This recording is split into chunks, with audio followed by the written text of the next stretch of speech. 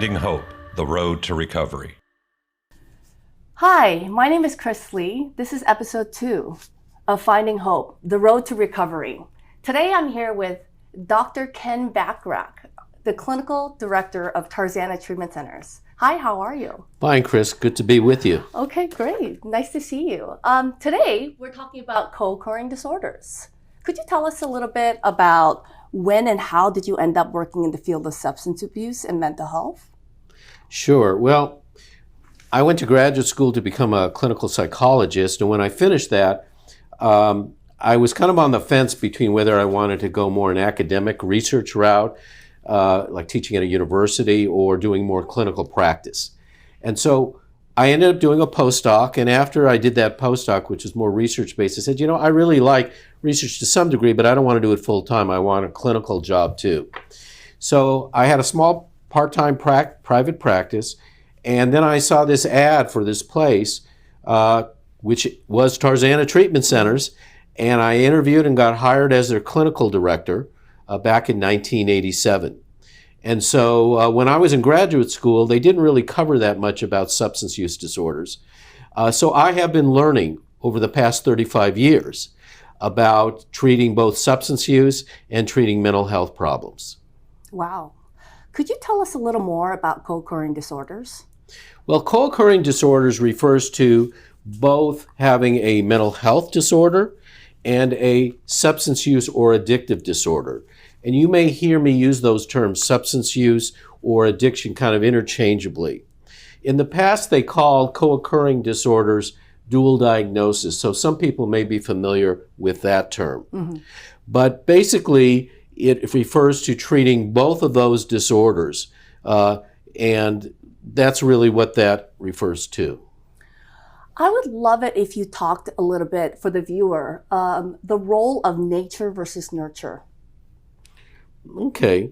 But before I get to that, I did want to say a little bit more about co-occurring disorders, because it may not be clear what a substance use disorder is as well as what a mental health disorder is to people. So when you think of addiction, you think of abusing different substances.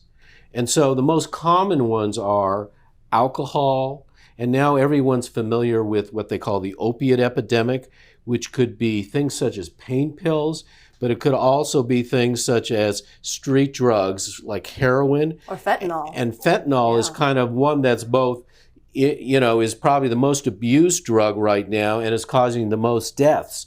When people hear about the opiate epidemic, much of it is due to the fentanyl use, that people are dying from that.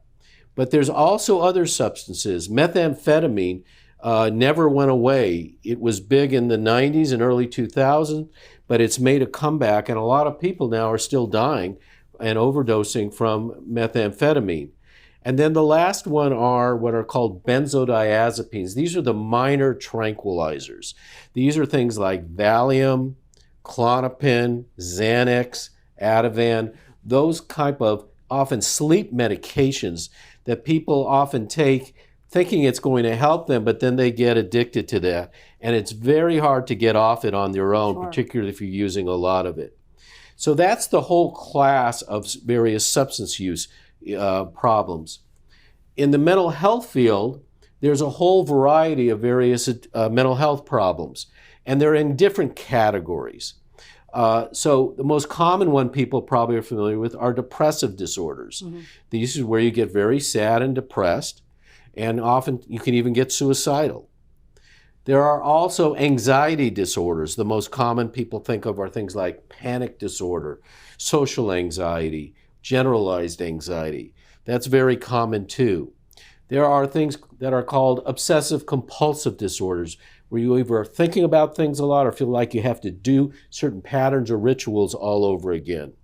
A very common one too is trauma-related or stress disorders. We think often of post-traumatic stress disorder. That can be everything from someone who has been in war or combat and experiencing very stressful things, to basically being abused as a child, being victimized, everything sexually or emotionally. And then there are other disorders that are called like mood disorders. The most common one is bipolar disorder. That's used to be called manic depressive disorder. And that's where you have mood fluctuations. And some people have big mood fluctuations, some have more minor mood fluctuations, but they seem not to go away. And that actually is the disorder with the highest rate of co-occurring disorders, meaning people with bipolar disorder are most likely to have a substance use disorder more than any other mental health disorder. Wow, I didn't know that. Wow. Yeah, so this could be up to 60% of people with bipolar may develop an addictive disorder, while with depressive disorders, it's only about 25%. And then the last category are the ones when you think of severe mental illness usually. Those are often the psychotic disorders. Those are things such as schizophrenia, schizoaffective disorder, where you have both the kind of the psychotic part and the mood part combined. And when those disorders are most troubling, because that's where you start maybe hearing voices, seeing things, they're called hallucinations, having delusions, being paranoid. Those are the kinds of things that you can have. And some of these things that I've described on the mental health side are things that you can also develop from using drugs. So when we're dealing with co-occurring disorders, we have to look at everything and try to figure out what's going on. Is it a mental disorder? Is it a substance use disorder? Can it be both? I remember I had a mentor who used to say, just remember, a dog can have fleas and ticks, meaning you can have both of these things. So you've got to look, and when you do your assessments, you've got to look for both of them. Okay. Now, you asked me then about nature versus nurture. Mm-hmm. Well, that refers to how much of it is biological or in genetics, meaning how much did you inherit, and how much is a result of the environment in terms of how you're living your life or the environment you're living your life. So, for example, we know that people with addictive disorders have very high rates of trauma. That could be everything from growing up in a home that's very unstable, where there was a parent with mental illness or substance abuse, where they were victimized. It could even mean where there was instability, everything from homelessness, a parent went to jail, a parent died, the parents divorced. All of those things can lead to instability growing up. So those are things that can happen. The other part is, do your family members, particularly your parents, do they have a history of either mental illness or substance use too? Which is a predisposition to addiction and mental health issues, correct? Exactly. So very often people want to make it one or the other. But like most things, it's never that simple. And I'll give you an example. We know that people who grow up in families where at least one parent had an alcohol use disorder, they are 4 to 5 times as likely to develop an alcohol or substance use problem as people who grew up in families where there was no history of addiction. So you might say, oh, that's good to know. But when you think about it, you're mixing the genetics, right, with the home environment. So how do you tease that apart? Well, there were some clever researchers in Scandinavia who looked at kids where one parent had an alcohol use disorder, but they were adopted out at birth, and they were placed in families that had no history of addiction. Those kids, when they grew up, still had a 2.5 times greater likelihood of developing an addictive disorder. Wow.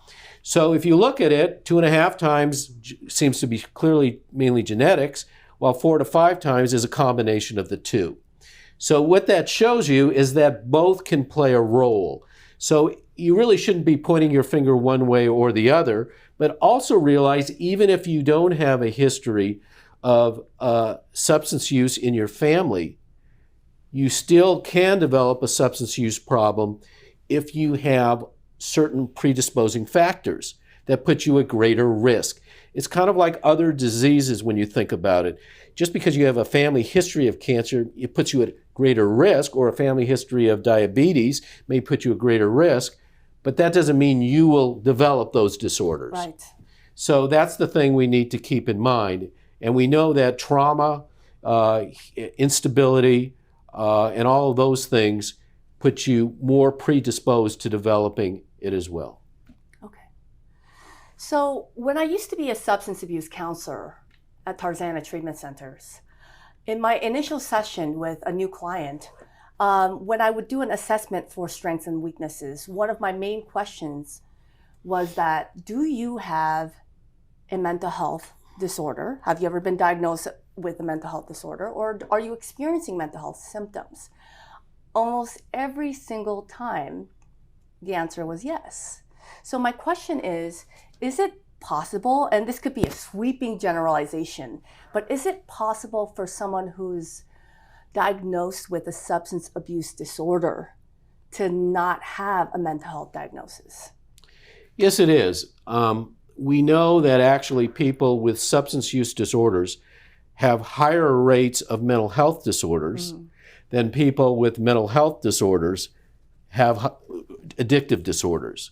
But it's not 100%. You see what I'm saying? It's not just because you have a substance use disorder doesn't mean you have a mental health disorder. And part of it is you have to look at, while most people with addictive disorders have a lot of maybe mental health symptoms at some point, that doesn't mean they have a chronic mental illness or something that's going to stick with them forever type of thing. Now, almost everybody deals with some types of mental health symptoms. Absolutely. It's part of life. You have stressors, you have ups and downs, but that doesn't mean you have a mental health disorder. It's not something that is constantly impacting you in your day-to-day living. And it's something that often can go away over time given changes in circumstances. Some people, though, will have these mental health disorders. And so what it requires is that you understand how to evaluate both the substance use disorder. For example, you as a substance use counselor, you know how to assess a substance use disorder. You know how to look at the various dimensions that you should be assessing, look at how much they've been using, if they meet certain criteria for use, if it's mild, moderate, or severe. Well, you need to do the same thing to assess a mental health disorder. And so just like we know that everybody who went to war doesn't develop PTSD, even though they may have been exposed to the same horrific experiences in war. So why is it that maybe a quarter of the people who are in combat develop PTSD and the others don't? It may have to do somewhat with one's resilience. You know, we often look at how can some people are more resilient than others. And it may also have to do with the fact that they have less of a predisposition to developing based on the genetics as well. Wow, you're clearing up a lot of misconceptions. As you know, there's a lot of stigma on mental health and substance abuse and people who are struggling with addiction. So thank you for doing that. But that brings me to my next question. How do you go about, if you could be more specific, about assessing for someone who has a co-occurring disorder? Can you talk a little more about that? Sure. So there's a couple of ways you go about doing this. You kind of get the person's life story, meaning you start in childhood and you ask, when did these symptoms start to develop, being the mental health symptoms? If we know, for example, the person started developing depression, anxiety, they were exposed to trauma and they had a lot of stressors and they were having trouble coping, and then they started using substances, maybe as a way to cope and things like that, we're pretty clear then that they probably first had the mental health disorder and then they developed the substance use disorder. Now, again, just like everybody who uses substances doesn't develop a substance use disorder too. We see that with a lot of people. We know that in adolescence, there's a lot of substance use, the most between the ages of like 15 and 25, or even up to 21 in particular. That's when the highest rates of substance use happen. But not everybody becomes addicted. One great example, look at what happened in the 1960s and 70s, where there was this huge amount of substance use in this whole cohort of what are now baby boomers. There were a lot of people who got addicted, but there were a lot who experimented but didn't get addicted. What were they addicted to? Well, the same drugs we see today. It was alcohol, it was heroin, there was some speed at that time. There was methamphetamine, but there was that. And then they were using also more kind of other drugs, more psychedelic drugs, or more major tranquilizers and things like that, barbiturates and things like that, which we don't really see anymore. But so a lot of people use substances and then they didn't develop it, but some did. That wasn't really talked about that much then. Addiction is talked about a lot more today than it was 50 years ago. Yeah. The other thing is, so if you're looking at someone and taking their history and you see their mental health problems develop and then their substance use, again, not everyone will get addicted, but they may develop then an addictive disorder. The other thing that can happen is that they start using substances. And then there are certain mental disorders that don't develop early in childhood. Some may develop in later adolescence and early adulthood. So therefore, if the person's using substances and then those symptoms develop later, it's hard to know what came first or if one was triggering the other. What you have to do is you have to do a good assessment of both. And if someone is using both substances and you think has a mental health disorder, the first thing you have to do is you need to stop the substance use, because you need to see, how does this person function when they're not using drugs? Because one of the concerns you have when someone is using substances and may have a mental health disorder is that you don't know if these symptoms are what we call substance-induced. So for example, very often when people stop using certain substances, they get very depressed. They may get paranoid. They may, while they're using substances or right when they stop, they might get, start having hallucinations, hearing Audio voices. And visual hallucinations. Exactly. Yes, correct. So how do you tease it apart? The only way you can do that is you have to get the person off drugs. Now, one of the nice things at Tarzana Treatment Centers is that we offer the full continuum of care. So if someone is using substances and they come in with mental health symptoms, we can put them on our inpatient unit, which is actually licensed as a psychiatric hospital, but we also use it for detoxification. And stabilization, correct? Right. So we can get them off their substances, and then we can see, are those symptoms still there? And sometimes it may take a week or two to really fully evaluate it. But we have the staff to do that. We have psychiatrists, psychologists, social workers, as well as drug and alcohol counselors. We have nurses. We have a full continuum of different specialists who are able to do these things and help with that differential diagnosis. Once someone is off substances and then, let's say, moves to the next level of care, which could be residential treatment or it could be outpatient treatment, then we can better evaluate how much of it is mental health and substance use. The thing that people also don't recognize is that when someone stops using substances and it's not in their bloodstream or in their urine anymore, that doesn't mean they're fine, because recovery can take a long period of time. People, particularly during the first weeks and months, may still be in a fog. They may have trouble remembering things. And it can take up to several years. Exactly. They've done studies, for example, that they looked at brains of methamphetamine users. And what they found is that they took brains of people right when they stopped using. It took 2 years for their old brain for their brain to look like their old brain, or what we call a control brain, meaning a normal person's brain. So generally, sometimes it can take 1 to 2 years. And that explains a lot, because people who are family members, for example, expecting someone to kind of return to normal, so to speak, right away, may be disappointed, because that person is still experiencing a lot of cravings, has a lot of uncomfortable feelings, starting to experiencing emotions without the use of substances, learning how to cope with life, learning how to to live life without drugs, basically. Starting all over again. Exactly. Yeah.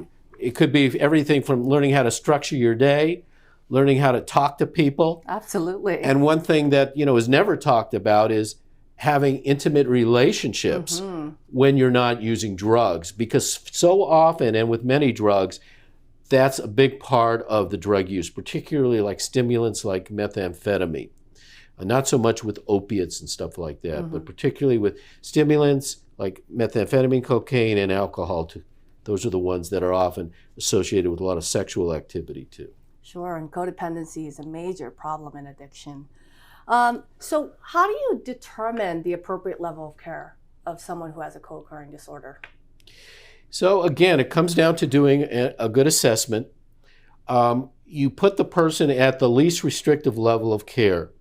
So if someone is using substances and they can't stop on their own, very often they may need to go inpatient for detoxification. It's often referred to as withdrawal management now, but that means under medical supervision, they are slowly withdrawn from their drugs, and then they can move on to either residential or outpatient treatment.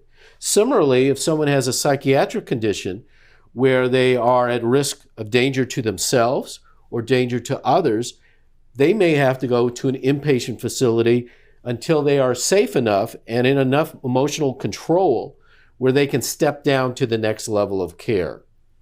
For residential treatment, they need to be able to do their basic daily functions, so to speak. They need to be able to get up, go to groups, go to meals, make their bed, talk to people, get along. They need to have, those kind of basic skills.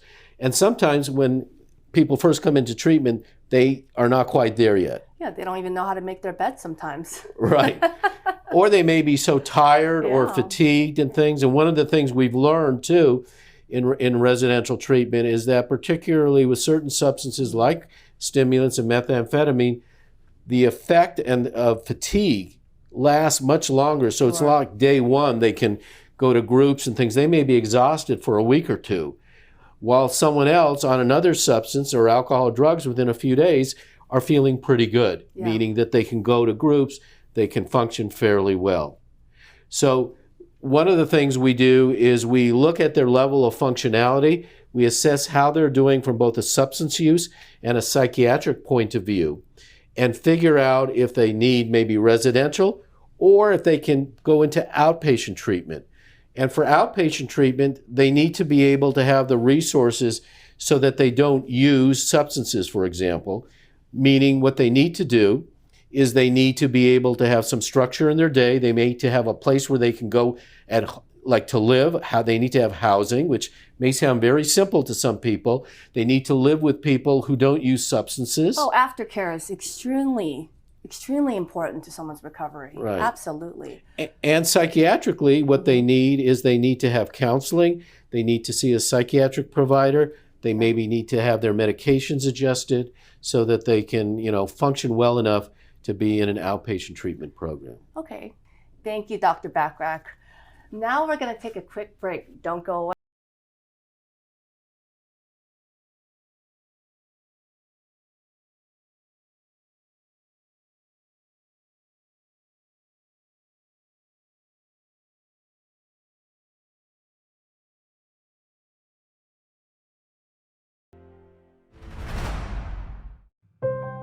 Did you know that you could support Bunyad Ayeneh every time you shop at smile.amazon.com?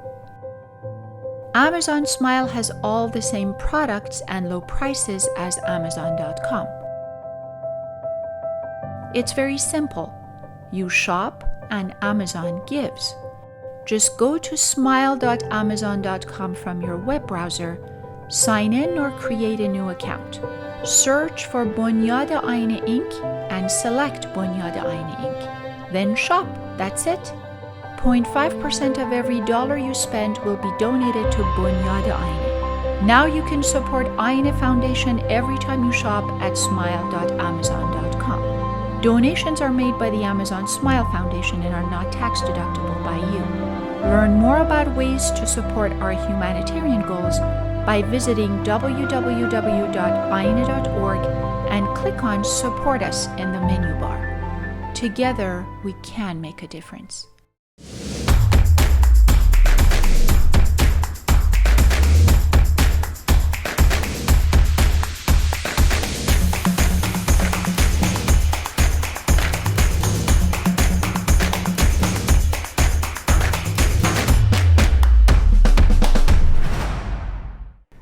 Welcome back, everyone. I have Kris Lee, who is Operations Supervisor of the Residential Treatment Program at Tarzana Treatment Centers. And before you heard from me talking a little bit about co-occurring disorders. But now what we're going to do is really make it personal. We have someone who is willing to share her life story with us, so you get a better sense of what co-occurring disorders is, as well as the fact how someone even with co-occurring disorders can become very successful and learn how to deal with both their addiction and their mental health issues. So Kris, thank you first of all for being willing to share your story with us. Thank you so much. So let's start at the beginning. We talked a little bit about how we try to understand co-occurring disorders. So let's start even before you were born, so to speak. Do you have any family history of addiction or mental illness in your family? Well, this is a tough question for me. My mother was not very open about discussing private matters because we come from a very Christian, conservative family, and we are Korean, very Korean, and it's not really in our culture to talk about these things. But what I do know about my family history, especially regarding my birth father, is that while they were going through their separation, he did attempt to commit suicide. Oh. Yeah. Now, growing up, my mother being single, raising me all on her own, which I imagine would be so tough to do.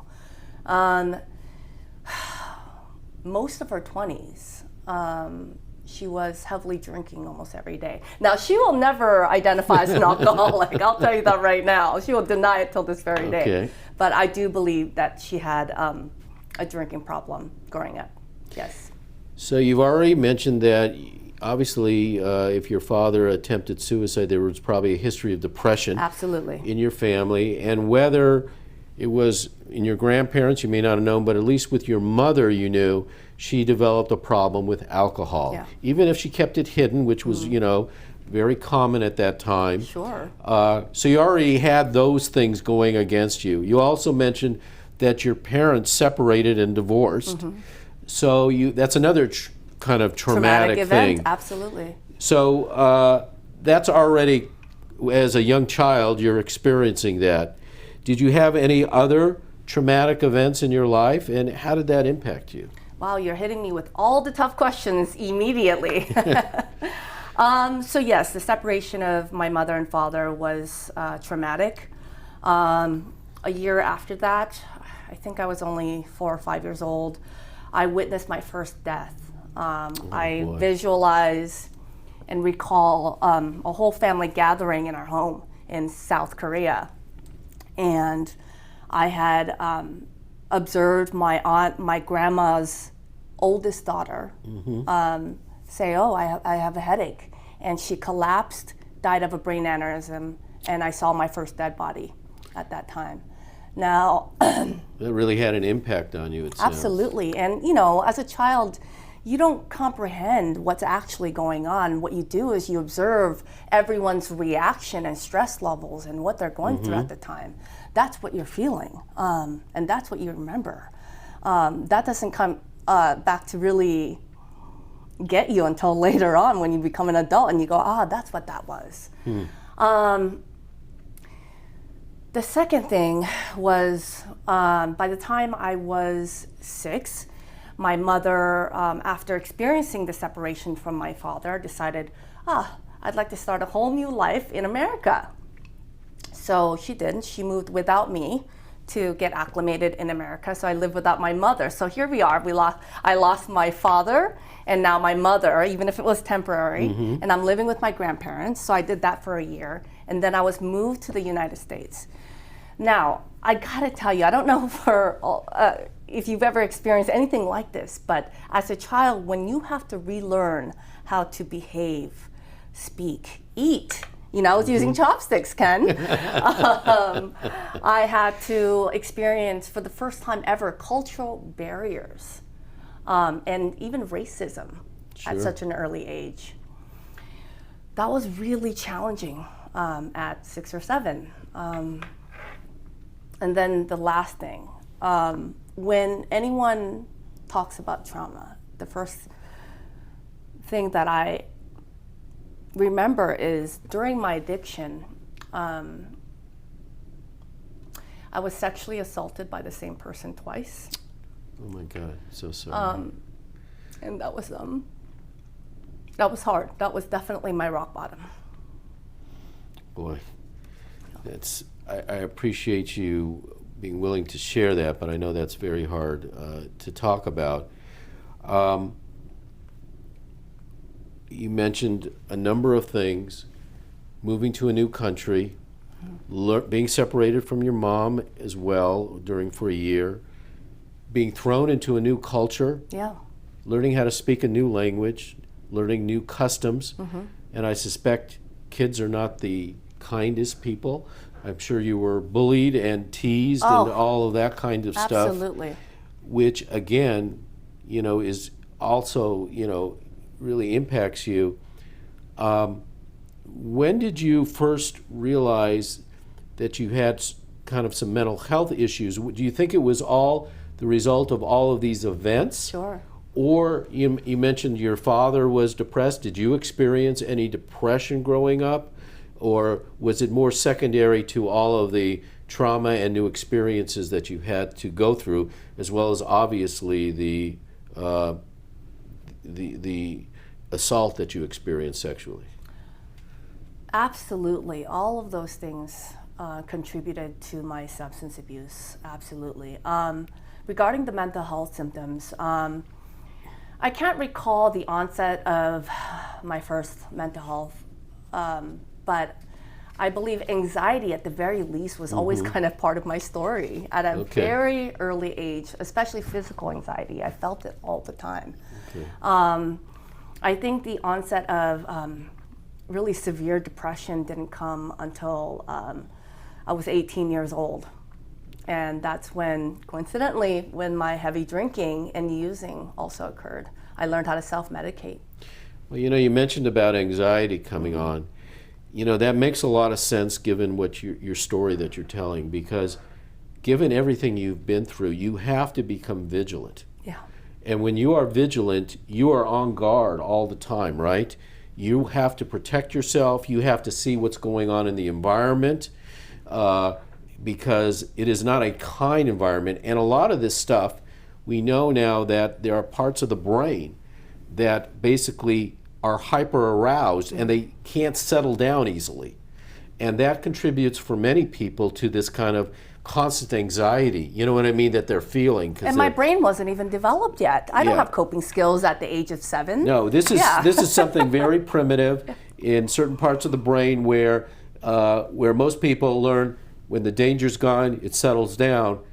It keeps up there. It's kind of like related to cortisol levels, where they keep on up there and they keep the brain kind of revved up and vigilant. So you had some anxiety. You mentioned depression. So your substance use. So you had a tough childhood. Terrible things happened to you. When did your substance use start? You mentioned college. Was there any before that time? Sure. I was smoking marijuana. I do believe it's a gateway drug, because it was for me. Not that I recall, pretty heavily, since I was 13 or 14. And what did it do for you? Was it just to experience like getting high, or was it to deal also with kind of mental health symptoms like anxiety, or to calm you down, or things or cope? So in the AA program, we call this self-bondage, right? So it allowed me to escape and repress everything that I knew, that I was feeling. Okay. It was an escape. I was running. So that's an important point to make, because it sounds like you were experiencing these mental health symptoms, and then the substance, marijuana at least to start, became a way to cope or manage those symptoms. Sure. And it became an escape for you too, because when you're loaded like that, you're not really feeling those symptoms intensely until obviously you stop using, and then usually those symptoms come back. Right, they sure do, yeah. So it's not a permanent fix, it's a temporary escape. And that's one of the things with co-occurring disorders, is that that's where kind of the struggle comes in, because you like the feeling of using because it gets you away from those uncomfortable feelings, but you're never really dealing with it. And then you start developing your own addiction too. And it sounded like it got much worse when you went to college. Well, that's the ultimate fallacy, right? Thinking that we can run away from our problems, and we just can't. You know, I learned that the hard way, that's for sure. So in college, you said you started drinking heavily. Can you tell us, did something happen or what occurred? Because very often there's a lot of drinking in college, so maybe you can share a little bit about that. Okay, well, what I didn't mention, at a very early age, I also knew that I was attracted to women. Now, remember, I grew up in a very Christian, conservative Korean family, and I was conditioned to believe every day that I was living in sin. So I had kept that a secret almost my entire life. Having that burden and keeping that part of you a secret, you're living in shame. You're not only living in shame, but you're living in shame almost every single day. And as you know, there's a lot of research on children who grow up in environments of shame. Right. Right? Mental health, substance abuse. You know, I'm the poster child for, you know, shame-induced mental health and substance abuse symptoms. You know, it wasn't... So you were really having to live a lie in terms of who you were, and that was very stressful because you didn't feel you could obviously come out to your family because of your upbringing, and it maybe was even hard for you to even come out to other people too. So that kept in, as along with all these other things you had been through. So we see a culmination of number of different things, Sure, progressive. building and building and building. And then you said in college you started drinking heavily. Sure, yes. So, you know, when you take away someone's capacity to be authentic, it starts eating away at you. So by the time I got to college, it just all of a sudden hit me. I believe, as I recall, that was the first time I attempted to commit suicide. I was on a 48-hour psych hold by the time I was 19. Were you drinking at the time you attempted to Oh, commit? absolutely. Well, I think that's important for our listeners to know that very often when people are using substances, that's when they will do things that maybe when they're not using, they may have second thoughts about, because you lose that impulse control. Yeah. And so I just think it's important to point that out, that you were drinking at the time that this occurred. And again, that when we talk about co-occurring disorders, that's what happens. They get mixed together. You're dealing with the depression, and you're dealing with the alcohol use and the addiction to alcohol, and you do things that normally you would say, why the heck am I doing this, if you weren't drinking? And here's the thing, is that we often forget that when we repress or suppress or self-medicate, you're not just suppressing the bad, you suppress your capacity to be good and happy. I think that's a great point that you're mentioning there, that you are looking at the glass always as half empty rather than as half full. Oh, you have to, yeah. Yeah. So obviously you made it through that period. What happened then after you got out of the hospital? Did your life improve? I mean, did you start? When did you start getting treatment, basically, for your mental health or for your addiction, or did it continue after college? Oh, it definitely continued after. It was progressive. Okay. So I left college. I moved to Los Angeles. It was gradual, but it was progressive. It kind of just creeped up on me over time, and it was like a snowball effect. I was able to function. I had a decent, semi-okay acting career, and I was making money, and I had moments of happiness, and I had come out to most of my friends, maybe not my family, but I had come out. But then I was introduced to pain medication. So first it was alcohol, you're saying, and then you got introduced to pain medication. Yeah. When I was introduced to opioids, Vicodin, Oxycontin, that was the start of my decline. And Did it do something that alcohol didn't do? absolutely. What was so attractive to you about those substances that alcohol versus alcohol?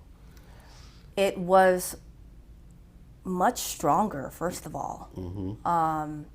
I can take a couple of pills versus having, endless amount of drinks to get to, where I need to be to escape. Once I realized I couldn't afford to pay for the pain meds, the $400 to $500 a day, by the way. Wow. Someone had come to me and said, "Wow, that's an expensive habit. Why don't you just try black tar heroin?" I said, "What's that?"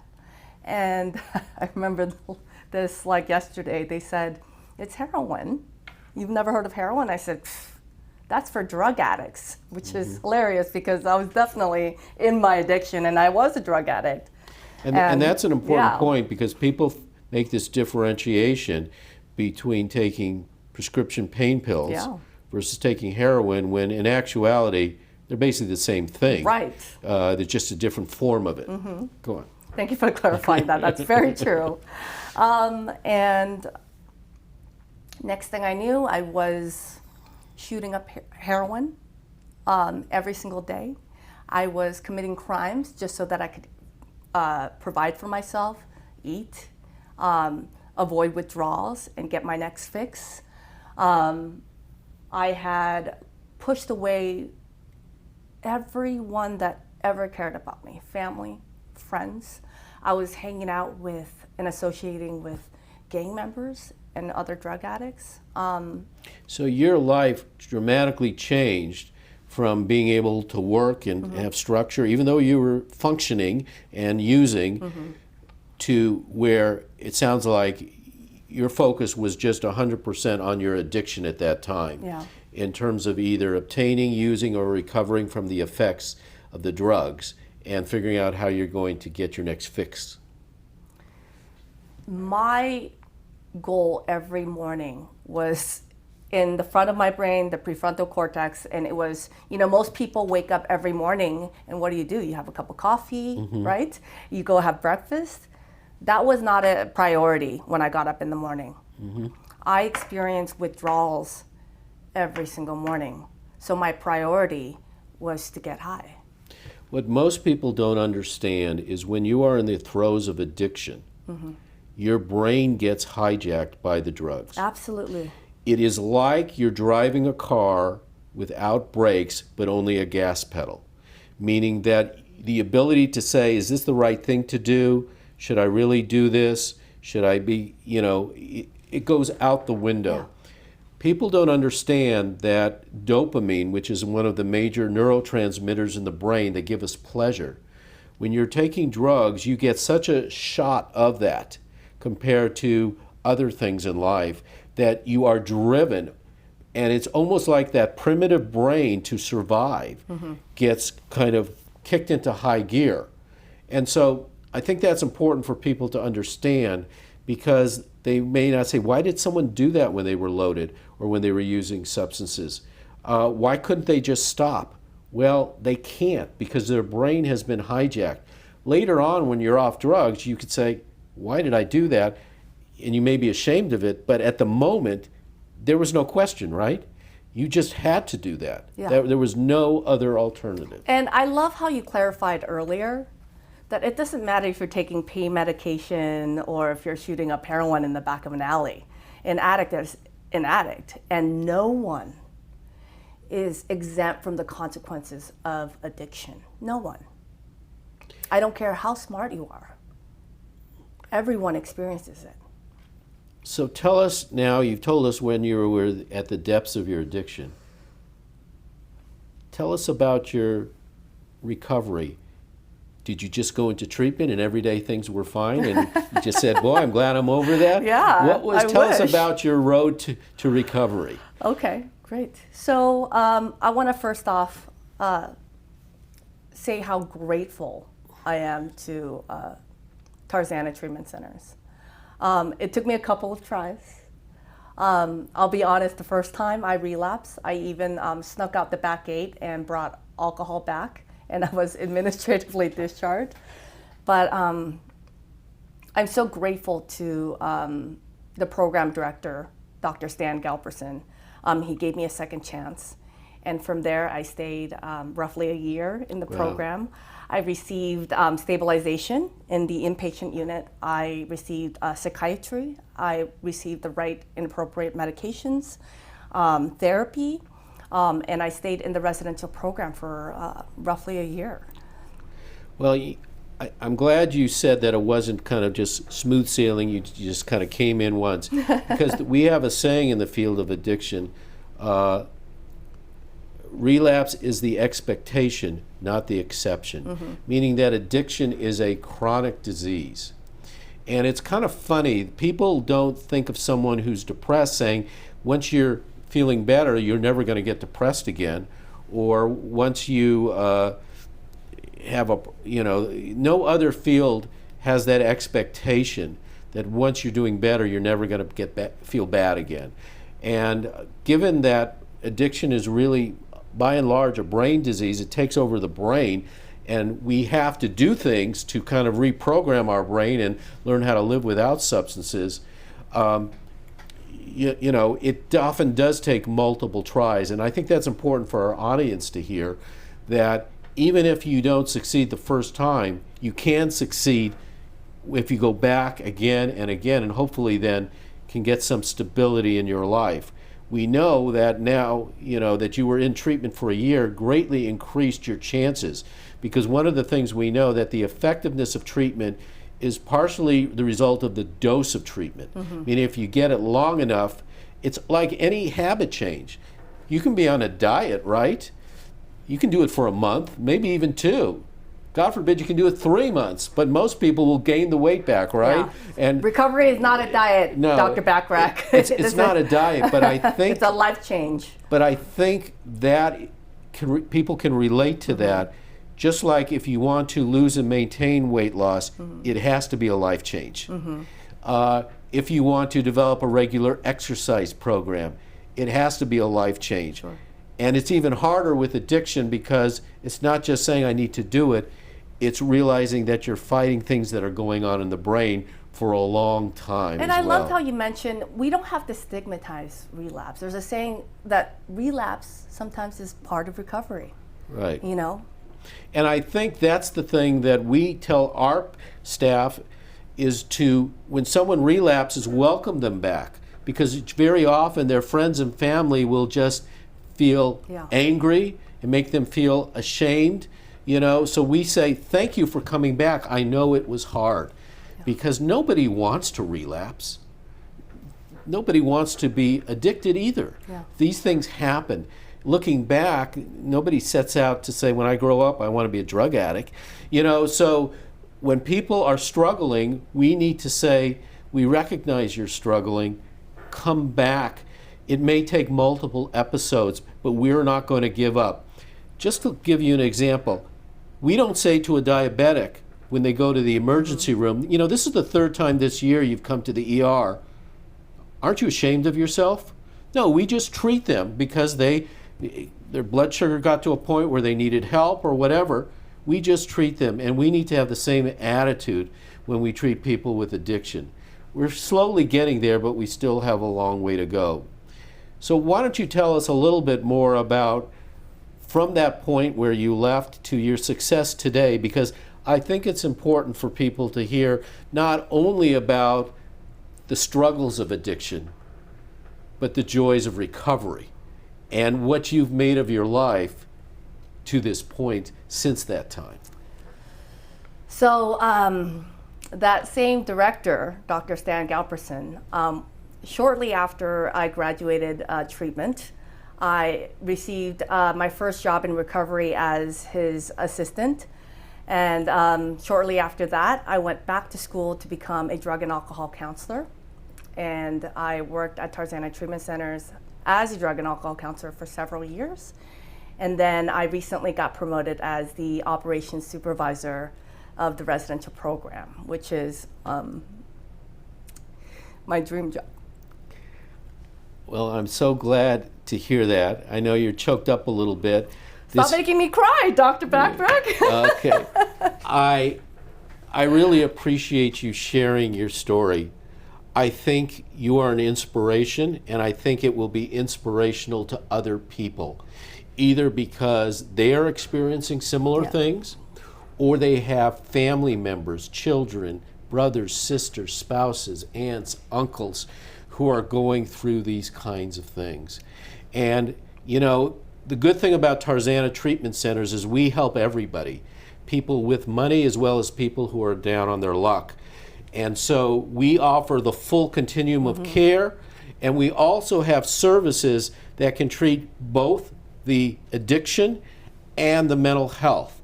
And it seems like that was something that you got when you went through Tarzana Treatment Center, and that is something that people with co-occurring disorders really need. Right. They need integrated care that treats both of them at the same time. Unfortunately, that's not what you find everywhere. Some places specialize in one or the other, but don't provide both of those things. So, you know, it is something that is needed. And, you know, thank you once again for sharing your story. Thank you so much. Thank you all for joining us.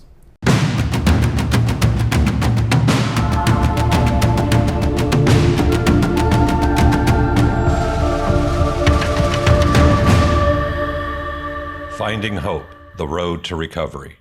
Brought to you by Tarzana Treatment Centers. You can visit our website at www.tarzanatc.org or call 1-800-996-1051.